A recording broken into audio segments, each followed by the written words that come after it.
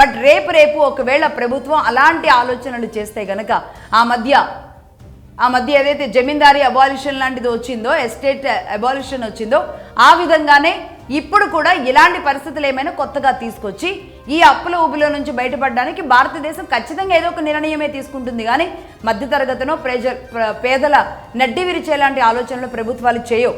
అందుకే ఎన్ని ఇబ్బందులైనా అటు రాష్ట్ర ప్రభుత్వాలు ఇటు కేంద్ర ప్రభుత్వాలు అప్పుల కుప్పని పెంచుకుంటూ ఈ ఉచితాల మీద వెంపర్లాడుతూ ఉన్నారు. అది రాజకీయం కోసం కావచ్చు, ప్రజల కోసం కావచ్చు, ఏదేమైనా సరే ఈ ఉచితాలే ఒక రకంగా భారతదేశం కొంప ముంచుతున్నాయే కానీ నిజానికి ఇక్కడ ప్రభుత్వాల అలసత్వం కాదు.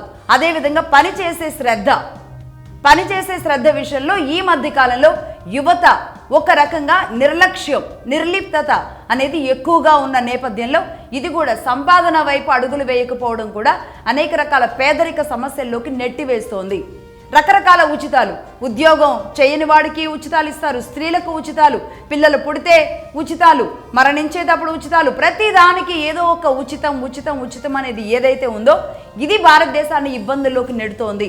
దీని నుంచి బయటికి రావడం అనేది అది ఏ పార్టీకి ఏ ప్రభుత్వాలకి కూడా జరుగుతున్న దాఖలాలు కనబడడం లేదు. సో చూద్దాం.